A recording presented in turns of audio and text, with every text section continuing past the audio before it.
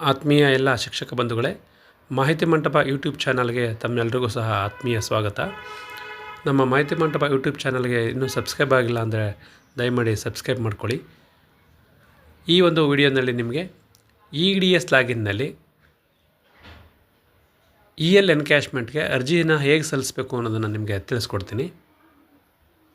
ಮೊದಲಿಗೆ ನೀವು ಒಂದು ಬ್ರೌಸರ್ನ ಓಪನ್ ಮಾಡ್ಕೋಬೇಕು.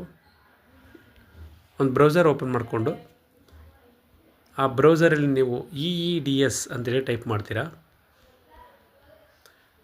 ಆ EDS ಲಾಗಿನ್ ಮೇಲೆ ಕ್ಲಿಕ್ ಮಾಡಿದ್ರೆ ಈ ರೀತಿ ಒಂದು ಪರದೆ ಓಪನ್ ಆಗುತ್ತೆ ನಿಮಗೆ. ಈ ಓಪನ್ ಆದ ತಕ್ಷಣ ನೀವೇನು ಮಾಡಬೇಕು ಅಂತ ಹೇಳಿದ್ರೆ ಎಂಪ್ಲಾಯ್ಗೆ ಕ್ಲಿಕ್ ಮಾಡ್ಕೋಬೇಕು. ಯೂಸರ್ ನೇಮ್ ಅನ್ನೋ ಕಡೆ ನೀವು ನಿಮ್ಮ KGID ನಂಬರ್ನ ಹಾಕಬೇಕು. ಯೂಸರ್ ನೇಮ್ ಅನ್ನೋ ಕಡೆ KGID ನಂಬರ್ ಹಾಕಬೇಕು. ಮತ್ತು ಪಾಸ್ವರ್ಡ್ ಅನ್ನೋ ಕಡೆ ನೀವು ಯಾವ ಪಾಸ್ವರ್ಡನ್ನು EDS ಕೊಟ್ಕೊಂಡಿರ್ತೀರ ಆ ಪಾಸ್ವರ್ಡನ್ನ ಎಂಟ್ರಿ ಮಾಡಬೇಕಾಗುತ್ತೆ. ಈಗ ನಾನು ಯೂಸರ್ ನೇಮ್ ಒಂದು ಪಾಸ್ವರ್ಡನ್ನ ಎಂಟ್ರಿ ಮಾಡಿದ್ದೇನೆ. ಕ್ಯಾಪ್ಚನ್ ಮಾಡ್ತೀನಿ. ಲಾಗಿನ್ ಮೇಲೆ ಕ್ಲಿಕ್ ಮಾಡಿದ್ರೆ ನಿಮ್ಮ EDS ಲಾಗಿನ್ ಓಪನ್ ಆಗುತ್ತೆ. ಯಾರ ಸಹಾಯವೂ ಇಲ್ಲದೇ ಸ್ವಾವಲಂಬಿಯಾಗಿ ನೀವೇ ನಿಮ್ಮ EL ಎನ್ಕ್ಯಾಶ್ಮೆಂಟ್ ಅರ್ಜಿಯನ್ನು ಆನ್ಲೈನಲ್ಲಿ ತುಂಬುವಂಥ ವಿಧಾನವನ್ನು ನೀವು ಈಗ ತಿಳ್ಕೊಬೋದು. ನೋಡಿ, ಈ 3 ಚುಕ್ಕಿಗಳಿದೆಯಲ್ಲ, ಈ 3 ಚುಕ್ಕಿಗಳ ಮೇಲೆ ಲೈನ್ಗಳ ಮೇಲೆ ಕ್ಲಿಕ್ ಮಾಡಿದ್ರೆ ಇಲ್ಲಿ ನಿಮಗೆ ಲೀವ್ ಅಂತ ಬರುತ್ತೆ. Notices, child care leave application, waiting period ಮತ್ತು ಲೀವ್ ಅಂತಿದೆ. ಈ ಲೀವ್ ಮೇಲೆ ನೀವು ಕ್ಲಿಕ್ ಮಾಡಿದ್ರೆ ಇಲ್ಲಿ ಬರುತ್ತೆ. ಇಲ್ಲಿ ನ್ಯೂ ಅಂತಕ್ಕಂತಹ ಬಾಕ್ಸ್ ಮೇಲೆ ಕ್ಲಿಕ್ ಮಾಡಿದ್ರೆ ಹೊಸ ಅರ್ಜಿ ಓಪನ್ ಆಗುತ್ತೆ. ಇದರಲ್ಲಿ ನಿಮ್ಮೆಲ್ಲ ಡೀಟೇಲ್ಸ್, ಎಂಪ್ಲಾಯ್ ಡೀಟೇಲ್ಸ್ ಬರುತ್ತೆ, ಎಂಪ್ಲಾಯ್ ಡೀಟೇಲ್ಸ್ ಎಲ್ಲ ಬರುತ್ತೆ. ಮತ್ತು ನಿಮ್ಮ HRMSನಲ್ಲಿ ಎಷ್ಟು ELಗಳು ಎಂಟ್ರಿ ಆಗಿವೆ ಅನ್ನೋದು ಸಹ ಅಲ್ಲಿ ತೋರಿಸುತ್ತೆ. ಅದು ಸರಿ ಇರ್ಬೋದು, ತಪ್ಪಿರ್ಬೋದು. ಒಂದು 15 ಇದ್ದರೆ ನೀವು ಅದನ್ನು ನೋಡ್ಕೋಬೋದು. ಇಲ್ಲಿ ಟೈಪ್ ಆಫ್ ಲೀವ್ ಅಂತಿದೆ, ಅಲ್ಲಿ ನೀವು ಅರ್ನ್ಡ್ ಲೀವ್ಸ್ ಅಂತ ಹಾಕಬೇಕು. EL ಎನ್ಕ್ಯಾಶ್ಮೆಂಟ್ ಆದ್ದರಿಂದ ಅರ್ನ್ಡ್ ಲೀವ್ಸ್ ಮೇಲೆ ಕ್ಲಿಕ್ ಮಾಡ್ತೀರಾ.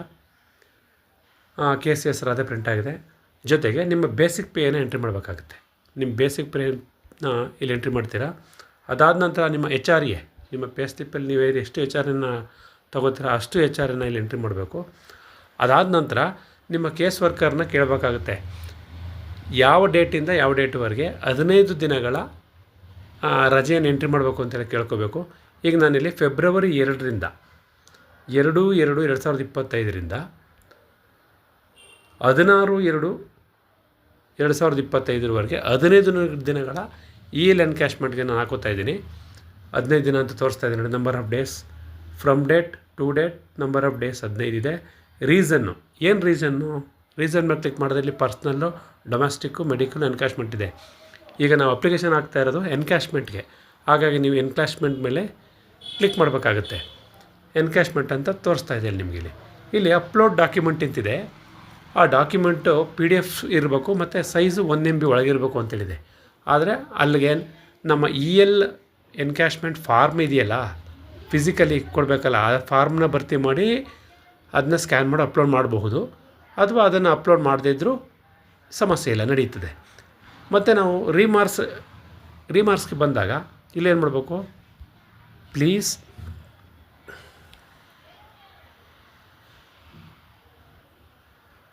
ಎನ್ಕ್ಯಾಶ್ಮೆಂಟ್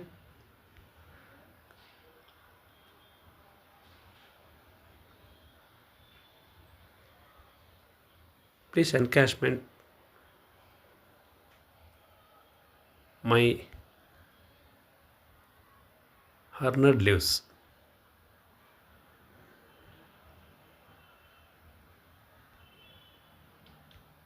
ಅರ್ನ್ಡ್ ಲೀವ್ಸ್ ಅಂಥೇಳಿ ನೀವು ಬೇಕಾದ್ರೆ ಎಂಟ್ರಿ ಮಾಡ್ಬೋದು.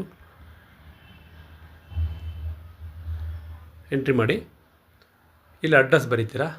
ನೀವು ಶಾಲೆ ಅಡ್ರೆಸ್ಸಾರು ಹಾಕ್ಬೋದು ಅಥವಾ ನಿಮ್ಮ ಮನೆ ಅಡ್ರೆಸ್ ಬೇಕಾದ್ರೂ ನಾವು ಟೈಪ್ ಮಾಡ್ಬೋದು. ನಾನು ಶಾಲೆ ಅಡ್ರೆಸ್ನೇ ಟೈಪ್ ಮಾಡ್ತೀನಿ.